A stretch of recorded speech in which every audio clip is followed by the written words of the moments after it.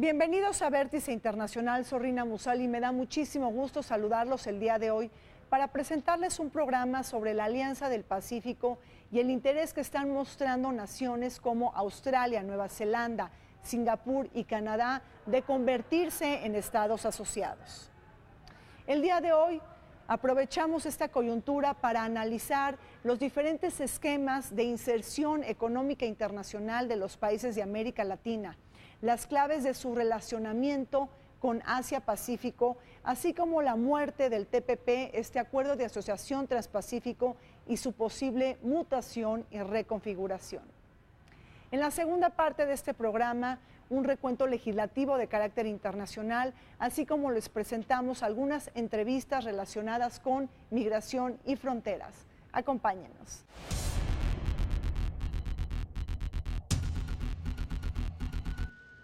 La Alianza del Pacífico es un bloque comercial conformado por Chile, Colombia, México y Perú, naciones que en conjunto constituyen la octava potencia económica y exportadora a nivel mundial y cuyo objetivo es la búsqueda progresiva de la libre circulación de bienes, servicios, capitales y personas. En la 10ª cumbre realizada en Paracas, Perú, del 1 al 3 de julio de 2015, los mandatarios de Chile, Michelle Bachelet, de Colombia, Juan Manuel Santos, de México, Enrique Peña Nieto, y el entonces dignatario Ollanta Humala, de Perú, analizaron los avances y perspectivas de la Alianza del Pacífico, así como los desafíos para impulsar la competitividad económica y social de sus Estados miembros. Un año después, durante la 11ª cumbre de la Alianza del Pacífico, efectuada del 28 de junio al 1 de julio de 2016 en la ciudad de Puerto Varas, Chile, los presidentes destacaron la entrada en vigor del Acuerdo Marco de la Alianza y de su protocolo comercial, subrayando igualmente el incremento del número de estados observadores y los avances en las negociaciones con la Asociación de Naciones del Sudeste Asiático, la celebración del diálogo informal con APEC y la suscripción de acuerdos con Canadá.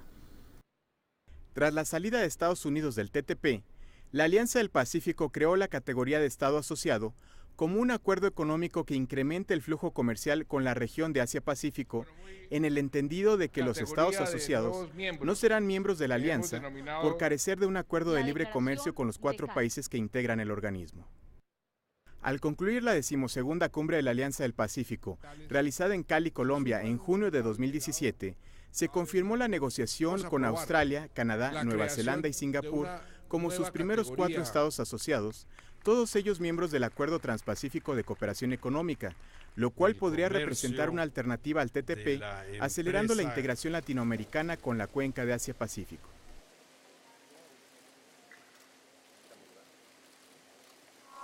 América Latina camina dividida entre proyectos antagónicos y contrapuestos en materia política y económica. Países que han decidido apostarle a los circuitos económicos, financieros y comerciales internacionales frente a aquellas naciones que optan más por proteger sus mercados internos e implementar y establecer medidas más proteccionistas. No es lo mismo pertenecer a los países de la Alianza Bolivariana, el bloque de los países del ALBA, como Venezuela, Nicaragua, Bolivia y Ecuador, que son economías que privilegian más los esquemas de solidaridad que de competencia económica, que formar parte del Mercosur e incluso de la Alianza del Pacífico. Precisamente la inserción internacional de América Latina no ha sido homogénea a través del tiempo. Lo que estamos viendo más es que se están definiendo este tipo de inserción con base en criterios políticos e ideológicos y no con base en los ejes pragmáticos de la economía y el comercio. Sergio, América Latina camina por sendas dispares a la hora de la integración económica regional. Ahí tenemos varios ejemplos, está la Alianza del Pacífico, el Mercosur, los países conformados en la Alianza Bolivariana y también mecanismos muy particulares de integración en Centroamérica. Pero nos ha faltado homogeneizar o bien homologar criterios para incursionar de manera más efectiva en la economía internacional.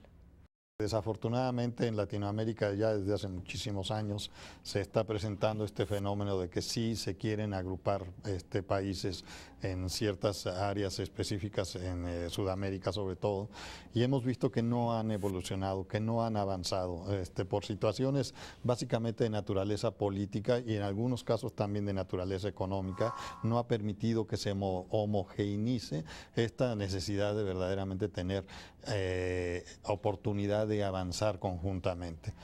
Desde luego, acabas de mencionar tú, yo creo que el más importante de todos sería el Mercosur. El Mercosur, estamos viendo ahora que Venezuela, que sí está, que si no está Venezuela, siguen siendo las partes políticas los que están incidiendo más en toda esta situación que se está presentando. América Latina tiene intentos de integración desde el Mercosur, desde el mercado común sudamericano, y desde ese punto de vista, pues la integración es de larga data. Esto se ha visto con el tiempo, pues interrumpido por los diferentes desarrollos que América Latina tiene. América Latina ha tenido un desarrollo desigual. No todos los países de la región tienen el mismo grado de desarrollo. No lo tiene así Brasil, que México, que podrían ser los países líderes de la región. Hubo momentos en que el comercio internacional, que era de materias primas, etcétera, no tenía mucha vinculación con el comercio local, ¿no? Se convertían en enclaves, etcétera, ¿no? Ahora es un poco diferente, pero tiene el mismo problema de no generar valor agregado, de no generar las demandas hacia atrás y hacia adelante, y la industrialización de esas materias primas, que era lo que siempre se quería, ¿no? Que se industrialicen esas materias primas y se exporten bienes manufacturados a partir de esas materias primas por los encadenamientos que tienen hacia atrás y hacia adelante. Es decir, que se generen unas industrias que demanden estas materias primas, pero también generen insumos para otras industrias. En América Latina se quedó solo en esas exportaciones de materias primas y no se diversificaron mucho. América Latina, a diferencia de lo que teníamos hace 20 años, tiene una transformación importante, ¿no? Resolvió en primera instancia el problema de la deuda externa, y ahora América Latina se encuentra en todo un proceso de internacionalización de su manufactura y también de atracción de inversión extranjera. Esto provoca pues que tenga una nueva presencia en la economía mundial, y esto también se refleja en la atracción para el subcontinente de nuevos actores, nuevos agentes. El sueño de Bolívar de crear una patria grande en América Latina se ha echado en saco roto. Hemos probado distintas políticas, librecambistas, neoliberales, keynesianas, proteccionistas, de sustitución de importaciones, de integraciones subregionales, pero no hemos encontrado una solución mágica o una receta lista para la socialización. Sin embargo, América Latina no ha podido superar el vector primario de su inserción a la economía global, la canasta exportadora austera y raquítica que nos ha hecho depender de los vaivenes del comercio internacional. Justamente uno de los problemas contemporáneos que acarreamos es la falta de industrialización ante una histórica y larga reprimarización. Alimentos, energéticos y minerales que vendemos al mundo sin jactarnos de la falta de valor agregado que produce mayores cadenas de valor y bienestar económico y social más avanzado. Se ha hablado mucho sobre el neoextractivismo latinoamericano, que no es otra cosa que un ascenso, nuevamente el ascenso de las materias primas en las exportaciones de América Latina, es decir, es retomar la inserción internacional de América Latina en las materias primas, que fue el modelo que se inició en la colonia, se mantuvo durante todo el siglo XIX y parte del siglo XX durante la República y se modificó un tanto con la sustitución de importaciones para luego retomarlo. Yo considero que este neoextractivismo es la consecuencia lógica, buscada, implícitamente al menos, si no explícitamente, de retornar la estructura productiva hacia las ventajas comparativas naturales. América Latina es rica, y es rica en recursos naturales, y produce a costos inferiores a los costos internacionales. Entonces eso, y ese ajuste no se hace de la noche a la mañana. Así se bajen los aranceles y se supriman los estímulos a las manufacturas, la economía se ajusta a un ritmo más lento. América Latina tiene dinámicas propias. Por ejemplo, México tiene una relación muy intensa con los Estados Unidos, pero Brasil tiene una relación muy intensa sur-sur, hacia África y demás. Entonces, desde ese punto de vista, pues los intercambios son muy abundantes y no solamente dependen del mercado latinoamericano, ¿no? Tenemos en América Latina que China tiene una amplia presencia en términos de infraestructura. La Unión Europea con los países con los cuales tiene tratados de libre comercio, Chile por ejemplo, también está en un proceso de modernización de su acuerdo de libre comercio, que es el mismo caso que se tiene con México.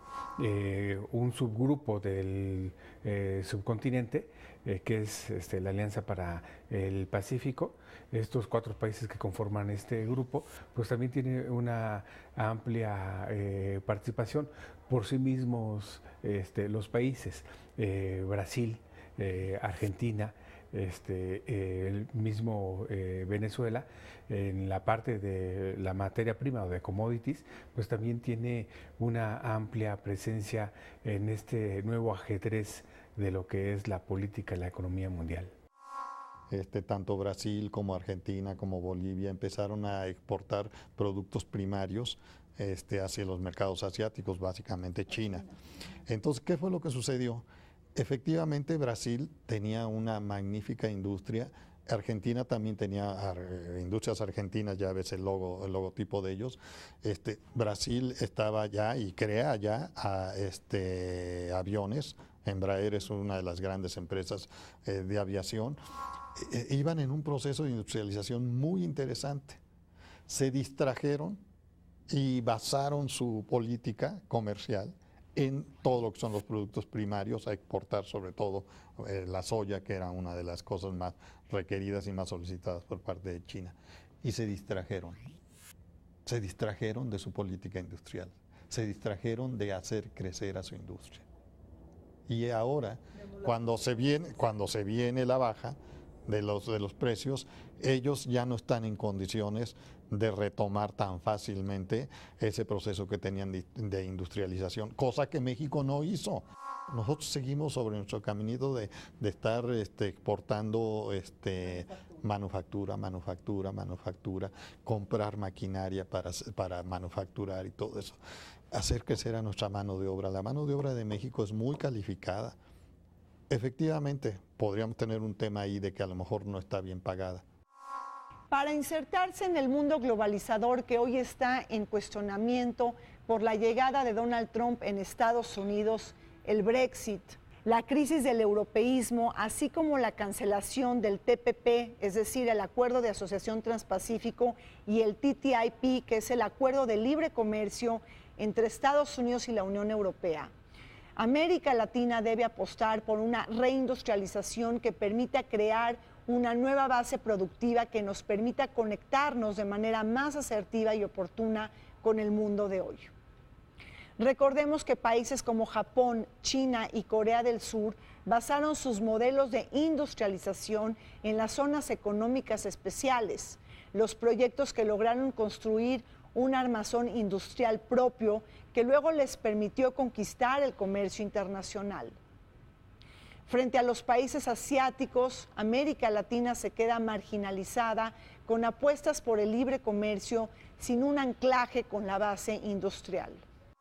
América Latina ahora atrae mucha inversión intrafirma, automotriz, de telecomunicaciones y con este nuevo papel que se tiene en las zonas económicas especiales, de manera particular en el sureste mexicano, tiende mucho a atraer nueva inversión en un sector que antes estaba clasificado para estrictamente inversión de empresas gubernamentales, como es el caso de Pemex en México. Brasil catapulta la reinversión petrolera a través de su gran empresa Petrobras, y en el caso de México vamos a tener una nueva inversión. Yo calculo que son 43,000 millones de dólares en los próximos 5 años que va a destinarse a las zonas económicas especiales, lo que es Lázaro Cárdenas, Salina Cruz y Coatzacoalcos en el primer paquete, digamos. En el segundo paquete se encuentra Puerto Chiapas, Puerto Progreso, y se va a reimpulsar el sureste mexicano. Nosotros no le damos la verdadera importancia a la industrialización de nuestro país. Porque el volumen de exportación que nosotros tenemos, digamos, el porcentaje más alto es manufactura. Y hablando de manufactura, estamos hablando básicamente de industria. No nada más de mano de obra, estamos hablando de industria. Te voy a poner un caso que es muy interesante, el caso de Italia. Nosotros tenemos una balanza deficitaria comercial con Italia enorme. En los últimos 10 años, México le ha comprado a Italia 80,000 millones de dólares. 80,000 millones de dólares en 10 años. ¿Qué crees que le compramos a Italia? No le compramos corbatas, ni le compramos pasta, ni le compramos zapatos. Le compramos maquinaria para la pequeña y mediana industria mexicana. Ojo, para la pequeña y mediana industria mexicana. Maquinaria de 60,000 euros, maquinaria de 80,000, de 100,000 euros. ¿Y en qué sectores? Plurisectorial.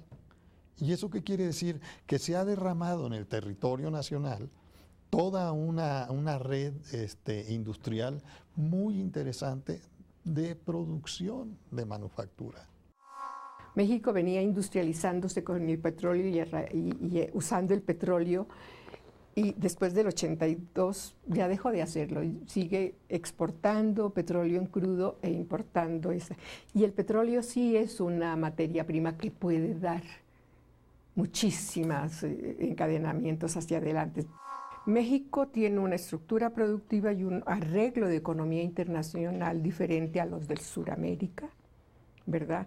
Y más similar a los países chicos de Centroamérica y del Caribe. Es decir, eso es lo interesante, ¿no? La maquila, la fragmentación, la producción y las exportaciones de manufacturas insertas en las cadenas de valor, que tienen muy poco valor agregado. Entonces, estos dos bloques de países tienen acuerdos de regionalización diferentes, también México muy volcado hacia los Estados Unidos y el resto de países menos, y con una estructura de mercado de destino de las exportaciones diferente, más diversificado. Pesa más la Unión Europea que en México, pesa más las exportaciones a Japón y a China que en México, y lógicamente las importaciones y exportaciones intralatinoamericanas también son más relevantes. Y ese segmento es muy importante porque en el comercio intralatinoamericano están integradas las manufacturas que tengan mayor capacidad competitiva. Entonces, y México está muy lejos. Frente a un regionalismo fragmentado en América Latina, la Alianza del Pacífico ha tomado voz propia frente a otras iniciativas de integración regional. Su presencia es muy significativa en América Latina porque sus exportaciones totales representan el 55% de lo que se produce en América Latina, pero también una presencia diluida frente al comercio internacional porque sus ventas solamente representan el 3% a nivel global. Aunque la Alianza del Pacífico ha hecho una apuesta estratégica en materia de apertura comercial, es decir, países muy comprometidos como México, Perú, Chile y Colombia en esta materia, también se debe de incrementar una buena dosis de su comercio intrarregional. Esto parece ser una aspiración difícil de conseguir si sobre todo tomamos en cuenta que estas economías son mucho más competitivas que complementarias. En ese sentido es importante comentar que resulta pertinente hoy más que nunca fomentar esquemas de diálogo y procesos de convergencia económica entre diferentes procesos de integración en América Latina. Ahí está la convergencia que se está dando ya entre el Mercosur y la Alianza del Pacífico. Potenciar el desarrollo de la región, eso se hace por medio de desarrollos transnacionales muy intensos. En la actualidad, esa potencialización y esa fuerza de las relaciones se ve a todos niveles y con distintos agentes. Participan las ciudades, participan las regiones, participan los municipios, participan los empresarios, participan distintos agentes que antes no eran una relación nada más de estados, sino que es una relación muy poderosa que hace que haya una creciente transnacionalización de la economía y de los intercambios comerciales. Cabe destacar que América Latina, igual a diferencia de lo que se tenía algunos años, ya no es digamos, un bloque monolítico, ya no va por el mismo camino. Si bien tiene procesos de integración muy importantes, como es la Asociación Latinoamericana de Integración, ALADI, también tiene procesos de subintegración, como es el caso de Mercosur. Ahora México con Centroamérica, y esto obviamente abre nuevas puertas hacia la inversión, hacia la manufactura. La Alianza del Pacífico es muy importante que se dé a conocer que es un proceso de integración profunda. No estamos hablando única y exclusivamente de la parte de un acuerdo comercial entre los 4 países, sino que estamos yendo mucho más adelante, como ya alguna vez tuvimos oportunidad de platicar. Nosotros basamos la estrategia de la Alianza del Pacífico en las 4 libertades que fueron las que al origen de la Unión Europea hace más de 50 años fueron lo que lanzó la visión de integración profunda. ¿Y cuáles son las 4 libertades? Es la libertad de circulación de bienes, servicios, de personas y de capitales. Entonces, cuando tú hablas de un proceso del Mercosur en relación a un proceso de la Alianza del Pacífico, son 2 esquemas absolutamente diferentes. Desde luego, la parte comercial dentro de lo que es la Alianza del Pacífico es muy importante y ha sido, digamos, el primer paso que se ha dado a través de un protocolo comercial que ya está firmado desde hace más de un año, el cual ya entra en vigor y vemos que el 92% de los bienes y servicios que se pueden comercializar entre los 4 países ya está liberalizado de aranceles. El otro 8% progresivamente se va a ir liberalizando. En el grupo constituido por los 4 países de la Alianza del Pacífico, digamos, allí el peso mexicano es absoluto. En términos de población, en términos de PIB total, de PIB per cápita, de industria manufacturera per cápita, etc. Entonces allí hay un conflicto muy evidente que tienen que arreglarlo. No tienen arancel externo común, no tienen las ventajas que en ciertas ocasiones puede ser el tener un arancel externo común. Es una zona de libre comercio en el cual se negocia también liberalización financiera, etcétera. Lo cierto es que todavía es muy prematuro evaluar la alianza en términos de crecimiento económico. Ha tenido mucho éxito en términos de tener esa gran aceptación internacional, relativa aceptación interna, etcétera, pero hasta ahora yo no veo muchos avances en cambio de la dinámica del comercio.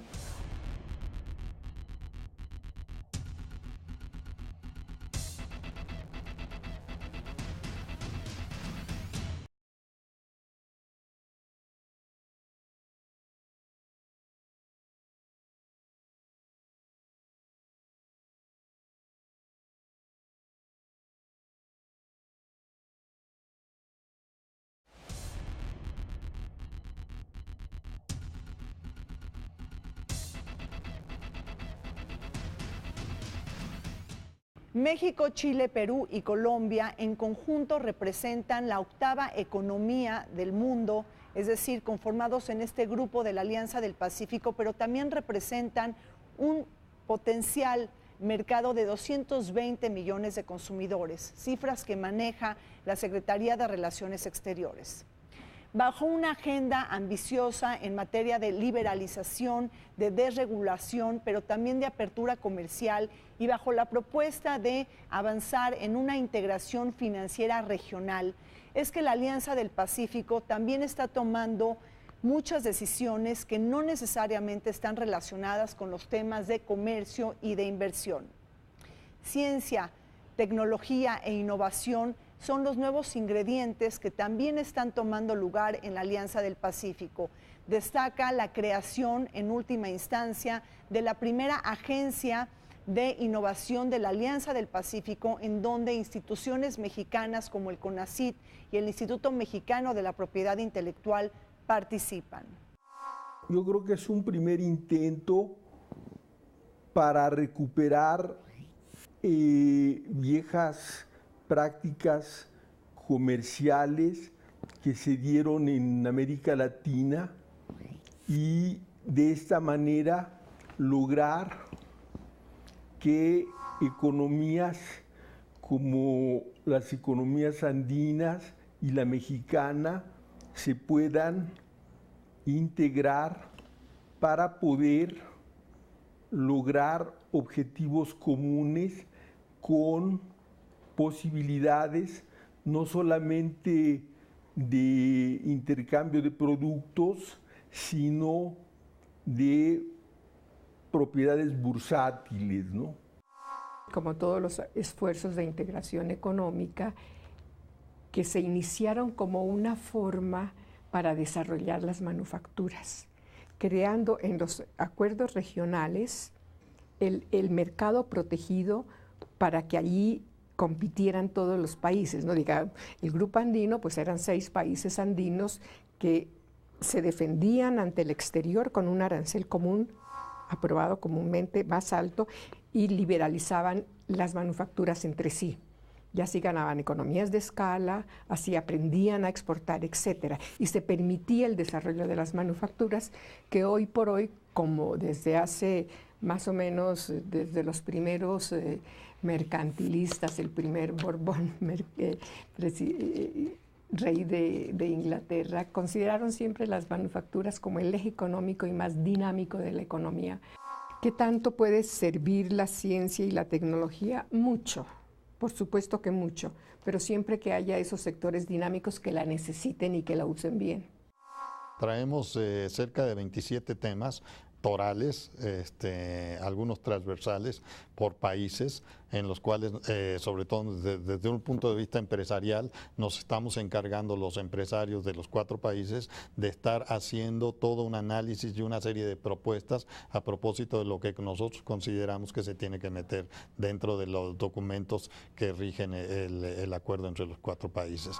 Definitivamente, yo no diría que son nuevas estrategias, yo creo que son ya necesidades específicas que se tienen de no solamente mirar mirar la parte comercial, sino que tiene que venir todo un bagaje de intereses importantes que es lo que hacen inclusive y ayuda y soporta una muy buena relación.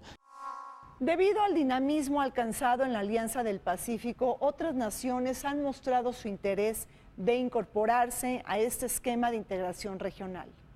Huelga decir que para ser miembro de la Alianza del Pacífico, el país interesado debe contar con un tratado de libre comercio firmado con cada país integrante.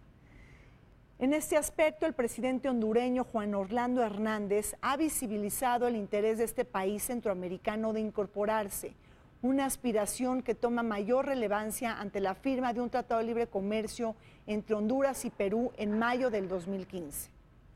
Otra nación interesada ha sido Panamá, quien ha insistido en ingresar, sobre todo por su relacionamiento con los países de Asia-Pacífico, la región más dinámica del mundo. Pese a que Panamá cuenta con tratados suscritos con México, Perú, Colombia y Chile, no ha ratificado el acuerdo con Colombia debido a una disputa en materia de aranceles relacionado con el calzado y los textiles. Sergio, hoy lo que estamos viendo es que las nuevas modalidades de los tratados de libre comercio en el siglo XXI están yendo más allá de los temas de comercio y de inversión. Es decir, estamos incluyendo otros criterios como por ejemplo ciencia, innovación, tecnología, emprendimiento. ¿Este es el caso para la Alianza del Pacífico? Una de las condiciones que se tenían era que hubiera acuerdos bilaterales con cada uno de los países de la alianza. O sea, en este caso, el primer país que lo ha cumplido ha sido Costa Rica y después Panamá. Costa Rica está por un proceso de cambio político, está revisando una estrategia a propósito de dar seguimiento a lo que ya se había hecho en la administración anterior con la presidenta Chinchilla. Entonces, ahora el presidente está revisando, quizás a lo mejor en este momento no sea una cosa prioritaria para ellos, pero digamos Costa Rica ya podría pensarse que está enfilado a ser el siguiente país. Se tiene que cumplir todo, como lo estábamos hablando antes, se tiene que cumplir toda una serie de pasos y condicionantes que le permita estar alineado con lo que estamos trabajando en la Alianza del Pacífico. Pues, por ejemplo, una de las cosas que es muy importante, que ahora, hoy por hoy, ya no hay visas entre los 4 países. Y eso pudiera ser una cosa muy, muy ligera y no lo es, porque no nomás estamos hablando de las visas de turistas, estamos hablando de las visas estudiantiles y de las visas empresariales.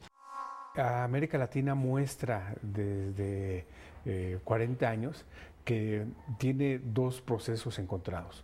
Uno, complementación económica a través de que países, economías de América Latina se complementan entre sí y por lo tanto impulsan lo que es el otro mecanismo, la creación de comercio, pero también, como es el caso de Costa Rica vis-a-vis Colombia, o México vis-a-vis Brasil, o México vis-a-vis Argentina, donde participan en los mismos sectores, en las mismas ramas manufactureras, y es ahí donde tienden a chocar.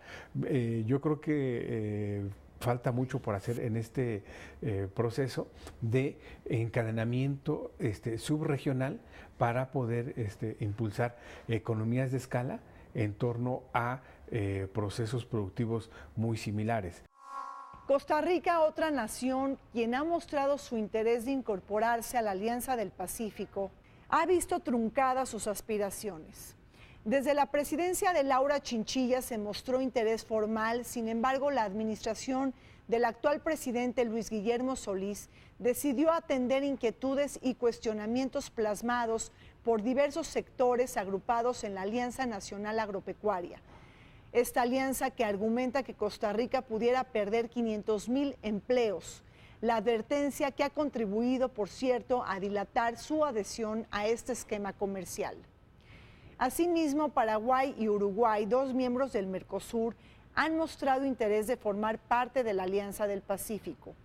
Asimismo, de los países miembros, esta alianza cuenta con otra categoría institucional para seducir a otros países interesados. Las naciones observadoras, que hasta ahora son 52 y que incluyen países como Japón, India, Israel, Alemania, Egipto y la República Popular de China, entre otros. Y allí está Weiner y muchos otros economistas que los analizaron. decían que la integración económica entre países pequeños no industrializados, exportadores de materias primas, no tenía ningún sentido precisamente porque compiten en esas cosas manufactureras. Todos están produciendo manufacturas ligeras, de consumo de consumo no duradero, etcétera, y se habían montado en la sustitución de importaciones en base a las inversiones extranjeras en automóviles y electrodomésticos, etcétera, y que todos tenían la misma estructura productiva. Ese era el cielo. No tiene sentido, no se metan en eso, que lo haga la Unión Europea, que está integrada por países supradesarrollados, para los cuales pues la integración económica va a servir para que se especialicen en manufacturas y dejen de producir en manufacturas lo que no producen más eficientemente.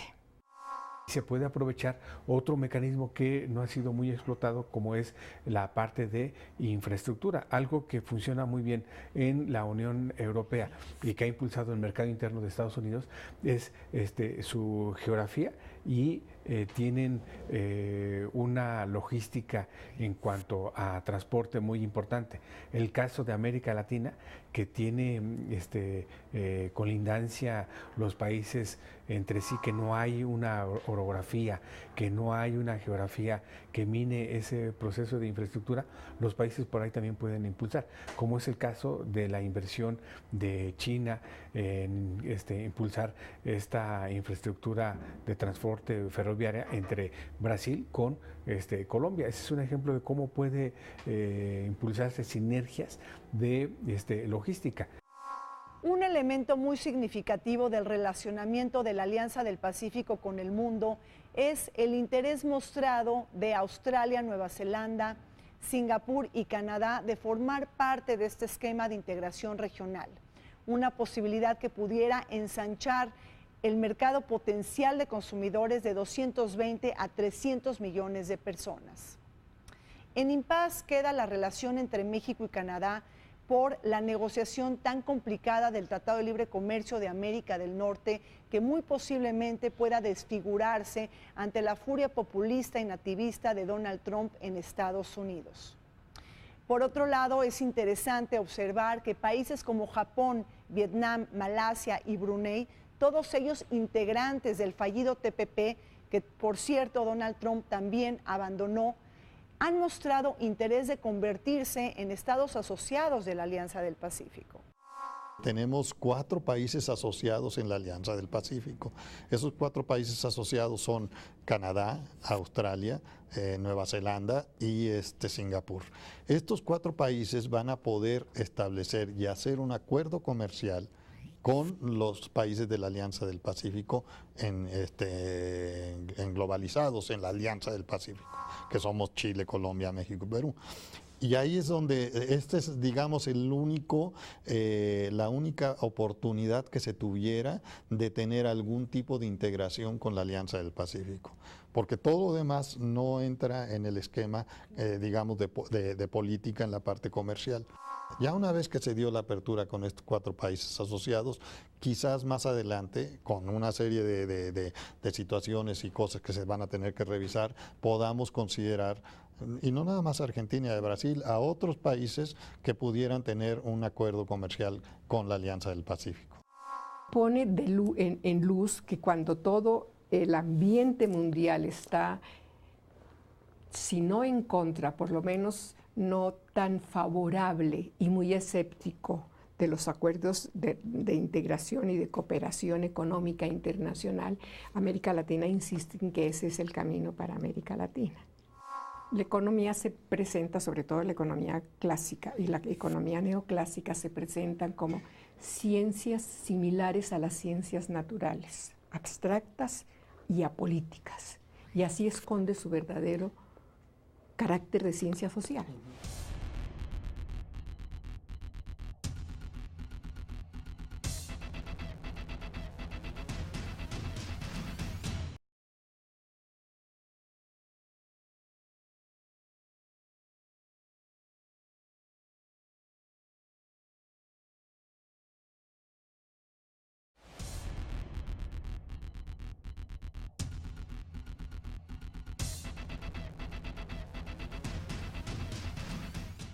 El TPP, un acuerdo económico conformado por 12 países de Asia-Pacífico, quienes representan el 40% del PIB global, el 25% del comercio internacional y el 12% de la población mundial, ha quedado desfigurado por la llegada de Donald Trump a la Casa Blanca, el presidente que perdió la oportunidad para contrarrestar el poderío de China. Para muchos, este movimiento marca el aceleramiento del decaimiento o del declive de Estados Unidos como potencia global. Pese a ello, Japón, quien es la tercera economía más grande del mundo junto con otras naciones, han mostrado interés para recuperar y refundar esta plataforma. Algo complicado si tomamos en cuenta que para su entrada en vigor del TPP se requería la participación de 6 países miembros que por lo menos representen el 85% del PIB combinado. Tan solo Estados Unidos representa el 62%. El Tratado Transpacífico no era exactamente un tratado comercial, sino era un tratado que trataba precisamente sobre derechos de autor y demás. Todavía no iba a una fase de desarrollo comercial y nosotros pensamos que iba en este sentido, ¿no? Pero ahora puede dar mejores resultados. Algo importante que deja el TPP con presencia de Estados Unidos, vamos, los 12 países que negociaron este acuerdo transpacífico, lo que arroja es una nueva agenda de negociaciones. Y esto es importante destacar porque los 4 países que conforman la Alianza del Pacífico entre sí ya tienen acuerdos comerciales, que falta ese plus que arroja el TPP y que países como Canadá con la Unión Europea o la Unión Europea con Chile o la Unión Europea con México hacen suya esa agenda del TPP, lo cual para los países de la Alianza del Pacífico con sus socios comerciales, el caso por ejemplo de Australia o Nueva Zelanda, que se interesan en esta nueva figura de mecanismo regional, o el caso de Japón, ¿no? Hace importante a esta región para poder impulsar estos encadenamientos globales de valor. Brexit, Trump. Yo creo que estos son síntomas de una crisis política que corresponde al desencanto que tiene la gente como de las 2 últimas décadas, de lo transcurrido en las 2 últimas décadas, tanto en economía como en desarrollo social, ¿verdad? Y hubo la crisis del sistema económico en el 2008, que apenas ahora empieza como a recuperarse ciertas economías, y en la del 2016 yo creo que es la parte correspondiente política, de crisis política, es decir, la crisis económica y la crisis política, ejemplarizada en el triunfo de Trump y en el Brexit, son 2 caras de una misma moneda, que es mi manera de ver y de lecturas especializadas, la crisis de la economía liberal, neoliberal, la crisis de la democracia liberal y la crisis de la supranacionalización. El traslado de la toma de decisiones de política económica y que afectan la vida diaria de los ciudadanos a entes supranacionales no electos, bajo el pretexto de que esas decisiones tan importantes no deben ser políticas, sino deben ser técnicas. México exporta calidad. Porque si el 82% de nuestras exportaciones van al mercado americano, no es porque sean más baratas, son porque son buenos productos que cumplen con la normatividad americana. Entonces, si nosotros llegamos a ese país que es muy estricto en cuanto a su normatividad, todas sus licencias, todo lo que se tiene que cumplir, o sea, los ISOs 2000, 9000, lo que sea, ahí te estás dando cuenta la importancia que tiene México en el contexto internacional. Nosotros somos un país exportador, pero de calidad, que no somos un país que exportamos porque somos baratos.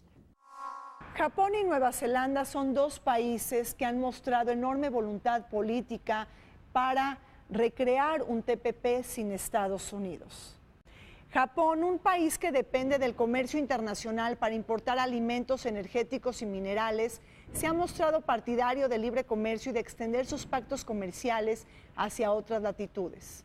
No dejemos de lado que ante el grito proteccionista en Estados Unidos y el aborto del acuerdo de libre comercio entre Estados Unidos y la Unión Europea, este último favoreció un nuevo entendimiento económico con Japón. Ha sido el país del sol naciente junto con Nueva Zelanda quienes han ratificado el TPP en sus términos actuales y quienes se han convertido en defensores para establecer una nueva carta de navegación en aras de recuperar el instrumento firmado en febrero del 2016. Esta aspiración fue manifestada precisamente en la reunión ministerial en Hanoi, en la cual se abordó el futuro del llamado TPP-11. Con estos 4 países que han tenido la oportunidad de ser asociados a la Alianza del Pacífico, ya somos 8 países. El TPP sin Estados Unidos es de 11 países. Vietnam parece ser que no está muy interesado en participar en el TPP como sin Estados Unidos y por lo mismo quedaría quizás un TPP 10. Y esto que nos está dándole también y nos está apoyando muchísimo para la cuestión de las negociaciones ahora con el Tratado de Libre Comercio con Estados Unidos y Canadá, en el cual pues sabemos cuáles son las condiciones que se están presentando. Entonces puede ser una estrategia que podemos utilizar México, como por la situación que se está presentando en el Telecán, y pudiera ser una estrategia que pudiéramos utilizar toda la plataforma y la estructura que tenemos en el TPP, lo llamamos 11, mientras Vietnam diga que no se sale, lo debemos de considerar. Y esa es una posibilidad interesantísima para México en el caso supuesto remoto que se pudiera dar algún tipo de rompimiento del Telecán. El TPP no habría que darlo por muerto, si bien el país más importante renuncia a ser parte, yo creo que va a reimpulsarse el TPP ya no con los 12 sino con 11, y en América Latina va a tener mucho que generarse en cuanto a creación de comercio por un lado, y por otro la presencia de China a través de este otro mecanismo de integración regional como es APEC. Ese deseo de revivir a toda costa el TTP es porque nos enamoramos de esos megaproyectos, ¿no? Y eso es el triunfo total del libre comercio y del liberalismo económico y de todas estas cosas, ¿verdad? Ya llegamos al pináculo de la liberalización de la economía, de la modernidad. Y resulta que el señor dijo no. Pero eso estaba también obedeciendo, como decía hace un rato, a que la población de muchos países estaba en contra de eso, muy en contra, ¿no? Ahora, todavía hay bloques y, lógicamente, grupos empresariales que les interesa seguir esa pauta. Hay grupos políticos que les interesa seguir ese camino y también de académicos que están convencidos y ciertamente convencidos de que eso es la única ruta posible a seguir, esa supranacionalidad, porque el Estado nacional es el engendro de todos los males, como decía el señor Reagan. Pero hay otros grupos muy grandes que dicen, esa no es la ruta, porque mire los efectos en equidad, en distribución, en pobreza, etcétera, ¿no? El TPP-11 enfrenta visiones antagónicas y dispares rumbo a su nueva configuración. Hay dos posturas fundamentales. Malasia, Brunei y Vietnam, quienes proponen regresar a las discusiones para revisar ciertos temas y apartados en el marco de la retirada de Estados Unidos. Por otra parte, naciones como Japón, Australia y Nueva Zelanda se muestran partidarios de una pronta entrada en vigor a propósito de preservar el texto original con la ilusión de que la Unión Americana se reincorpore, apostando a que la presidencia de Trump se reconfigure como un paréntesis de la escena política estadounidense. Estas concepciones distintas serán discutidas en el contexto de la próxima reunión de líderes de APEC a celebrar el 10 y 11 de noviembre en Vietnam. Quiere que se retiren las prohibiciones a los genéricos, la libertad total del sector financiero, bancario. Hay una serie de cosas que hacían que unos fuertes segmentos de la población estuvieran en contra de ese TTP. Inclusive la señora Clinton, que fue la promotora y que dijo que eso era, precisamente ella habló de lo que se llamó el ABC de la política internacional, All But China, que usted dijo, ¿no? Y luego ya al último de la campaña ella estaba retrocediendo y diciendo, bueno, no, yo voy a un TTP con grandes privilegios y grandes protecciones al sector trabajo. Entonces eso ya no era tan popular. Sergio, la furia populista y nativista que está encarnada en la figura de Donald Trump en Estados Unidos ha buscado desmantelar esta arquitectura comercial a nivel internacional. Abandonó el TPP. Por otro lado, también canceló el TTIP, que es el Acuerdo de Libre Comercio o el Tratado de Libre Comercio entre Estados Unidos y la Unión Europea, y por supuesto tiene interés de desfundar o bien abortar el Telecán. ¿Qué opinión tienes de en qué momento estamos viviendo con el Telecán y si tú ves factible una salida de la Unión Americana? Yo de naturaleza soy optimista siempre. Y no lo veo como tal porque estamos tan íntimamente ligadas las tres economías, no a través de nuestros propios intereses de cada país, sino, por ejemplo, una de las cosas que es muy importante, lo que son las cadenas productivas de valor. En estas cadenas productivas de valor que se han venido construyendo desde hace 24 años, ¿qué es lo que está sucediendo? Estamos siendo, por decirlo así, aunque la palabra es un poquito dura, codependientes las tres economías de sistemas productivos, no nada más de la automotriz. Tenemos otras líneas de producción muy importantes en las cuales están involucrados sobre todo la parte, por ejemplo, en el sector. Vamos a retomar el tema que es el tema número uno para Estados Unidos a propósito de aranceles y contenidos, y que es el sector automotriz. Entonces, en el sector automotriz, tú ya ves que hay una cadena en la cual más del 62% de lo que nosotros estamos exportando como producto tiene un contenido que viene de proveedores básicamente americanos y algunos canadienses. Toda posibilidad de diversificar el comercio es importante.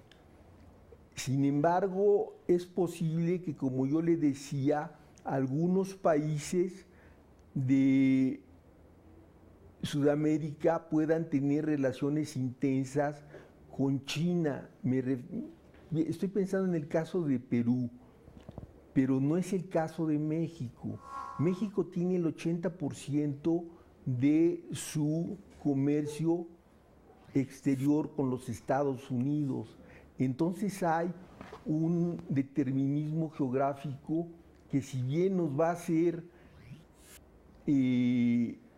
poder diversificarnos, el comercio con China es casi mínimo, ¿no? La enseñanza de Donald Trump que nos está dejando sobre la renegociación del Telecán es que México debe tomar en serio este proceso de diversificación, que no solamente se quede en el discurso. Colocamos del 100% que México exporta en el mundo, poniendo a la Unión Europea en un solo mercado, colocamos a 5 países, el 97% de lo que México vende, lo que es Estados Unidos, Japón, China, Alemania y el caso de Canadá. ¿no? Entonces, ahí se concentra aproximadamente el 95% de lo que México vende. Hacia América Latina es muy poco lo que se coloca, abajo de 2%. Entonces, ¿qué es lo que nos muestra la renegociación del Telecán? Más allá de sus resultados, es que debemos implementar nuevos estratagemas para una real diversificación. Una alianza del Pacífico dinámica, activa y exitosa puede marcar el retorno de México hacia América Latina, sobre todo en un momento en donde se puede desfundar la plataforma trilateral basada en el Tratado de Libre Comercio de América del Norte. Bajo este nuevo marco de referencia, México debe apostarle a la diversificación de su canasta exportadora y sumar a otros mercados para atraer a nuevos consumidores. Mientras que en el debate público está la posibilidad de que México pueda firmar o no un posible tratado de libre comercio con China, lo que resulta ahora más atrayente es que nuestro país de alguna manera se pueda vincular a los beneficios que pueda dar la nueva ruta de la seda, es decir, estas vinculaciones que se están haciendo entre los mercados de Asia con Europa junto con otros mercados extrarregionales. Hoy por hoy el comercio internacional es un comercio abierto. Es un comercio que al final de cuentas, como tú dices, la estrategia primaria que tiene esta ruta de la seda no es venir de ninguna manera todavía a Latinoamérica. Eso es una parte de, digamos, China con la parte de lo que es Europa. Al final de cuentas, siendo economías en las cuales estamos interactuando, y comercio que está interactuando, pues al final de cuentas vamos a tener alguna vinculación con el mismo, indirecta o indirectamente. Yo diría más bien directamente, pero eso es parte de un proceso de apertura comercial que hoy por hoy se da en el mundo. Es la postura americana, es una postura que la verdad no se le entiende. América Latina dejó las políticas sectoriales, especialmente la industrialización. México también, todos, ¿no? Ahora pueden rehacerlas, es difícil, pero se necesita de un empeño político. Y eso quiere decir fuerzas internas que exijan e impulsen esto. Porque que las ciudades se conviertan en ciudades terciarias de comercio y distribución, pues es una lástima, ¿no? Y que se haya abandonado una dirección hacia la industrialización también ha sido un factor negativo porque se desaceleró el crecimiento. Y yo creo que la desaceleración de las manufacturas como actividad económica importante explica hasta cierto punto tanto el deterioro salarial como el estancamiento de la productividad total de la economía, como esa gran cantidad de trabajo informal que existe en nuestros países.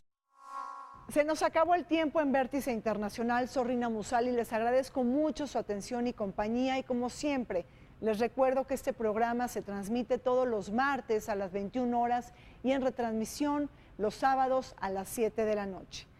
Vértice Internacional, un programa para todos aquellos que les gusta vivir sin fronteras.